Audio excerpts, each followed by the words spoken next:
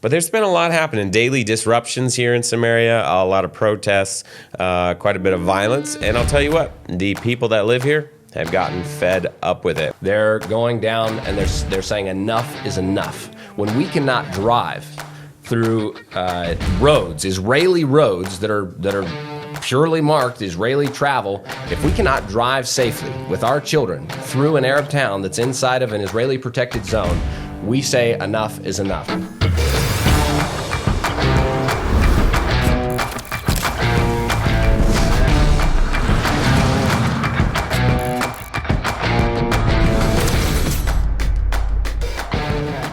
Welcome to the Israel Guys, where we believe that in a world of anti-Israel propaganda and Jew hatred, you should have a direct connection to the land and people of Israel. Luke Hilton here with Joshua Waller. Happy to be back with you. It's been a busy last couple of weeks. The Feast of Sukkot, Feast of Tabernacles here in Israel. We didn't have any broadcasts last week, but we are so excited to be back with you this week. Apologies for my voice. Coming back after a little bit of a cold. I'm on the recovering side of it, but you can still hear it in my voice. So sorry about that. Make sure you hit subscribe. Make sure you hit the notification bell and get those comments going down below. And go give us a follow on Twitter, Facebook, Instagram, wherever you can find the Israel Guys. Go follow us. We're putting stuff out every single day. We just finished the grape harvest. We had about 100 volunteers. They just left this week, and we welcomed in a new group of volunteers, about 40 people from all over the world, who will be planting trees. If you want to plant a tree, sponsor a tree in the land of Israel, you can go to greeningisrael.com. And if you want to join us on a future volunteer trip, go to serveisrael.com. Guys, you've probably been hearing a lot about Judea and Samaria in the news lately. Maybe heard it called the West Bank, maybe terrorism in the West Bank, terror in the West Bank. There's been a lot going on. Been a lot going on in the news. A little bit of a recap. 2 IDF soldiers have been killed in the last couple of weeks. Sergeant Noah Lazar was killed at the Shuafat checkpoint in Jerusalem on October 8th. And a few days after that, Sergeant Ido Baruch was killed in a drive-by shooting in Samaria during a Sukkot march to Sebastia, which we were actually a part of. So my family and I, Josh's family, and him and his family were on this hike. It was like a family hike for the holidays through Samaria to the ancient town of Sebastia. They had a big festival, a concert, things like that, like a holiday, festival kind of thing. And during that hike, just like a couple of miles from where we were, a Sergeant Ido Baruch was killed in a drive-by shooting terrorist attack. A lot of this has been done by what's called the Lion's Den organization that just popped up in the last few months here in Samaria. So I'm going to talk about that in a minute. But last night, the same terrorist that killed Noah Lazar, his name was Uday Tamimi. He tried to carry out another terrorist attack in Ma'ale Adumim, just outside Jerusalem. Came to the entrance of the town. He opened fire and he was shot. And thank God he was neutralized by the security guards. But there's been a lot happening. Daily disruptions here in Samaria, a lot of protests, quite a bit of violence. And I'll tell you what, the people that live here have gotten fed up with it. We've seen lots going on. So we'll get into all of that. Luke, I just want to talk about quickly the response. So what is the response? There's a lot going on in the neighborhood. You've got a lot of agitation. The Arabs are agitating, and as you just mentioned, Luke, the Jewish communities here are really on their last nerve, saying, enough is enough. The IDF have moved in force. But what is the response when we have these terror acts? Let's talk about the Arabs first. The Arabs' response, these Palestinian Arabs that are living inside the boundaries of Israel, that have no respect for Israel and that are attacking Israel on a pretty frequent basis, this is their response. When a terrorist is neutralized, you would think that the good Palestinian Arabs would be excited that a terrorist was neutralized. And I'm sure there's a few there, but literally the streets go wild. We talk about celebrating martyrdom. That's what's going on in the streets of the Arab cities all over Judea and Samaria, all the big cities, literally throwing candy and celebrating a martyr, one that was able to kill Jews. They're celebrating ones that are able to kill Jews. This is like the greatest success. They're making him into a massive hero. I hate to even mention his name. This is a horror scumbag of a man that was spent his life just in order to kill a Jew. This is celebrated on the streets of the Arab Palestinian towns throughout Judea and Samaria. You just go on anywhere and you'll see any kind of Twitter feeds. We've been monitoring Twitter feeds from the local Arab feeds. It's horrendous. These guys are celebrating with just glee the joy that their comrade in arms was able to kill Jews. And now, and as you all know, Islam has it that he is now in the the banquets of Allah with all his virgins.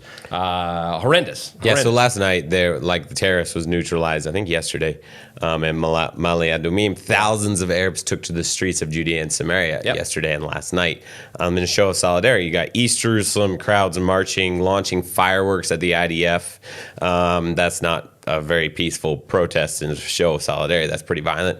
You got out of Ramallah, convoys, cars driving, marches out of Jenin, all across Judea and Samaria. What are they singing and chanting? They're singing in support of jihad, martyrdom, killing Israelis. One group, we got a specific quote, chanted, quote, "Jihad is our path, and death in the way of Allah is the pinnacle of our hope. O Muslim, call out Allahu Akbar and smash the head of the Zionist."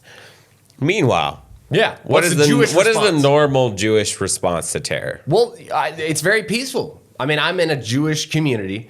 This kind of ragtag, just idiocy that's going on in the streets and just absolute mayhem that's going on in these Arab towns is absolutely insane and ridiculous and really should be squashed and dealt with immediately. Well, the IDF is doing their best. In the Jewish towns, I don't care what anybody tells you, I'm in the middle of the Jewish town now as I speak, and people are not running around. They have not lost their heads to some radical Jewish theory. No, that's an Islamic regime that they just go wild, absolute wild. This is not happening on the Jewish side.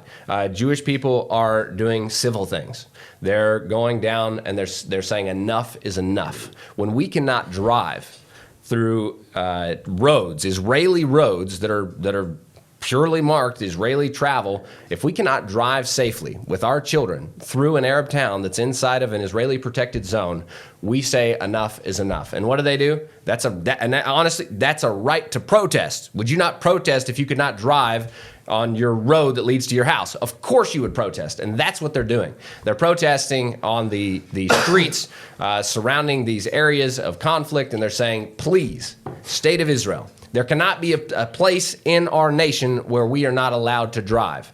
That's what they're protesting. They're protesting the fact that they cannot safely drive to and from their work, to and from the grocery store. This is what they're protesting, and how are they doing that? They're standing on the sides of the streets with their prayer books. This is the most common thing that's happening. I actually posted a photo to our social media. Maybe we can put it up on the screen. During Sukkot, we actually drove down past the entrance of Shechem, Nablus, and the Jewish people, the Israelis that live around here, they actually had the entrance to Nablus blocked off because there was hundreds of them in the middle of the street doing their Sukkot prayers. They had their talits, they had all of their prayer books, and they also had all of their Sukkot, their lulavs and their etrogs. And it was amazing because I got a photo because it was like, it's such a contrast. You have hundreds of Israelis that are standing in the middle of the road, yes, physically blocking the entrance to Shechem, but they're praying.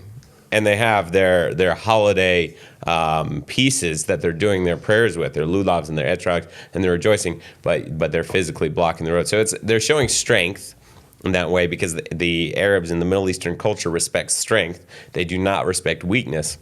But at the same time, they're doing so in a peaceful way. Now, there are people that are fed up, and there has been things that happen. Like in Hawara, there was a small group of people that went down there, and were basically trying to keep the Arabs off the streets. The IDF was down there too. But I mean, people are fed up. I saw Arab news posting videos of like settlers chasing after Arabs and Arabs chasing after settlers. I mean, both is happening. I'm talking about how the settlers were so violent, and I just had to respond. I was like, well, maybe they're fed up with being killed and being shot at, because there was another peaceful protest down at the entrance to Nablus. I think we reported on it a few weeks ago, and they're basically just a protest, just standing there at the junction. And what happened? They got shot at.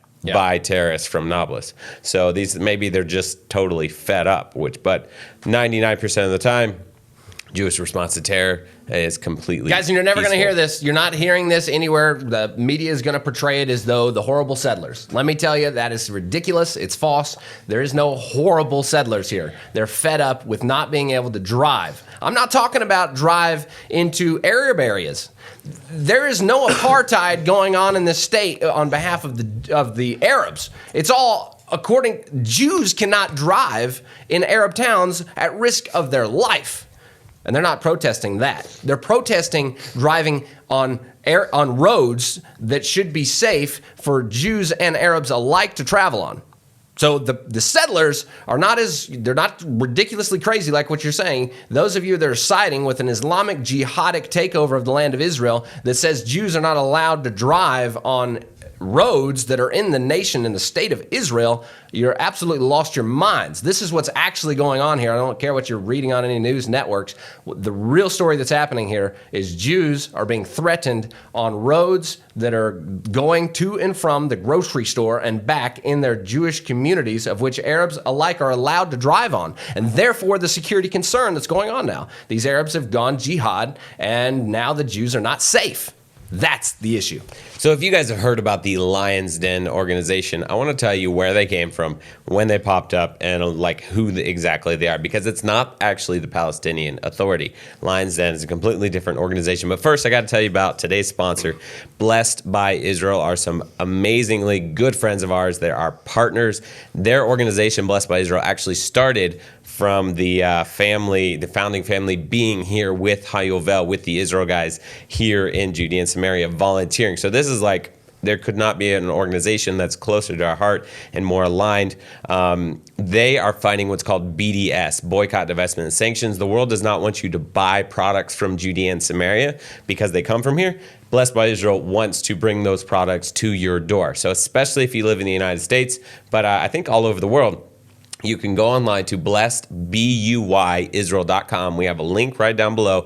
You can order beautiful boutique products from small family-owned businesses in the biblical heartland, and they are shipped directly to your door. We're talking about boutique, extra virgin, high-end olive oil. We're talking about beautiful handmade ceramics. We're talking about soaps. We're talking about salves. We're talking about creams. Just amazing stuff, beautiful products. We'll have them up there on the screen. You can check them out. But these all come from Judea and Samaria, and they're directly fighting the boycotts, BDS, that's happening here. So especially right now, there is no better way to support small family-owned businesses in Judea and Samaria than to go to blessedbuyisrael.com. If you use the promo code INVEST at checkout, you get $5 off your first order.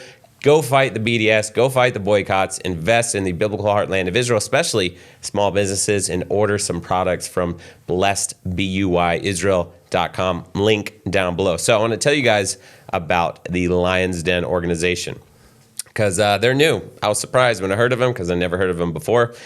So this past July, there was 3 members of the Al-Aqsa Martyrs Brigade, which is the military terrorist wing of the PA, that were killed. And in response, the youth, the younger members, the younger Arabs in Judea and Samaria started getting fed up with the PA because they thought the PA was not doing enough. Now, to be clear, the PA is also a terrorist organization. They want violence against Israel, but they go about it in a little bit more of a political way. Like the PA actually took several Israelis that wandered into Arab towns a few weeks ago and turned them over to the IDF, as opposed to just letting them be killed in the streets, as that would have happened. So they go about things in a little bit more of a diplomatic way. Sometimes Mahmoud Abbas doesn't say things in English that he would say in Arabic, he's more peaceful in English. So PA is a little bit too political and too diplomatic. So these young people in Judea and Samaria, they got fed up.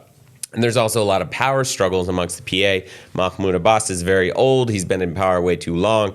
Different people are vying to be his successor. Different leaders in the PA have their own military militias, they have their own military wings. And the PA, like I said, they cooperate with Israel sometimes when they feel like it, when they're in a good mood. Let's clarify what they got fed up with. They got fed up with the fact that the PA was not attacking Israel enough, right? Would that be what they're fed up with? Would you add to that? I would say probably that they actually dared to turn Israelis over to the IDF instead of letting them be killed. Yeah, they got fed up with the fact that they're not doing enough to attack Israel. Absolutely. So several youth decide to start an organization and call it the Lion's Den. Totally independent. They totally against cooperating with Israel. Totally against the IDF operating in Palestinian Arab towns because, like, not that the PA can do a lot about it, but they don't necessarily try to stop the IDF from making raids inside the Arab villages in Judea and Samaria. So the Lion's Den, they're openly supportive terror and violence against Israel. Again, don't get confused. The PA is also openly supportive, just not enough for these radical youth that are in Judea and Samaria.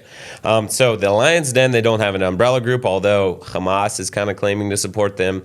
Palestinian Islamic Jihad is claiming to support them. They have support, don't worry, but they don't have a umbrella organization, so they do whatever they want. They're spontaneous, totally unplanned. That's why the IDF is having a hard time putting them down. That's why the Sergeant Baruch was killed, is because it was just a drive-by shooting, no plans, no whatever. The IDF had no idea. Car drives up, starts shooting. And they're also very good. The younger generation, they're very good at social media. So Telegram, I would imagine WhatsApp and TikTok, Instagram, things like this. They're getting a lot of support for their cause.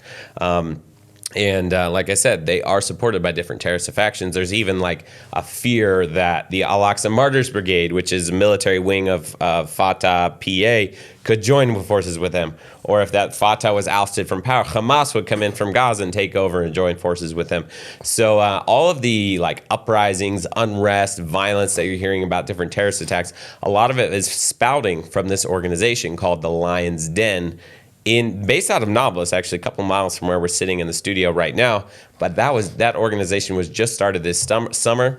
It was started by some youth. They were fed up with the PA not doing enough violence against Israel. So they're a very violent group. Now, thankfully, the IDF is very committed to taking this organization out. They're doing an amazing job, but they still have a long way to go. So pray for the IDF, pray for Israel, pray for that their government would be strong. There's rumors that the IDF is potentially preparing for to actually more of a full-scale operation to go into Nablus, go into Shechem, go into these other terrorist centers to just completely root out these organizations and these terrorists committing attacks against Israel. Which that should be done. I wanted just to clarify everything that you've just said, Luke. Spot on. And we've got the PA governor of Nablus himself, Ibrahim Ramadan, saying Abu Mazen, Mahmoud Abbas, wants resistance, but he doesn't publicly say so because he's committed to international agreements. All right? And that's what he confirmed during the meetings of the governors lately. So this is the governor of Nablus who's had direct meetings with Abu Mazen, and he's saying we want resistance, but we have to do it politically. Right. So he fully supports any of these radical guys attacking Israel because he's pro-attacking Israel. He's pro-killing Jews. We know that for a fact because he's also paying salaries to anyone. I don't care who your group are part of. If you're a part of the Lion's Den, who cares? You will get a salary if you can kill a Jew by Abu Mazen himself. Yeah. So don't be misled. Very supportive of the factions of terror against Israel. And that's why we can say absolutely without a shadow of a doubt, we will not support in any way, form, or fashion a two-state solution. It's horrendous. It's evil. It's anti-Israel. We support a strong nation of Israel. To be strong in its borders and to defend their own nation with strength. I got a quote, Bibi Netanyahu, one of the finest, he says, peace is purchased from strength. It's not purchased from weakness or unilateral threats. Peace is purchased from strength. Currently, our leftist world is being American world. Israel is also being taken over by the leftist governments. They're missing. They think that the world could be purchased somehow with weakness, and that the peace can be brought through weakness and unilateral retreat. That is false. It may be some sort of truth to it in some sort of different world, maybe in Europe and America, but that is surely not happening in the Middle East. You win. You gain peace by strength. And that's how Israel will be successful in bringing peace to this nation and being successful and having a solid and a strong nation of Israel, not through unilateral retreats and weakness. Josh, we don't have a lot of time left, but a lot of people are hearing about this Israeli-Lebanon Maritime gas deal. Can you tell us what in the world is happening? Well, quickly, it's on the same note, actually. We're talking about the leftist governments that are really bowing to the strong. Who's the strong nowadays? Well, the terrorists are actually the strong, and they're showing us that very clearly. We've just done a whole show now on the lion's den and the terror that's going around inside Judea and Samaria, but there's a much bigger organization, and that's called Hezbollah in the north, in Lebanon. And that's what's really going down right now. Most people, America is celebrating, leftist America is celebrating, leftist Israel is also celebrating, which I'm of the opinion that that doesn't represent the majority. And we have the real situation going down that they think they've made an agreement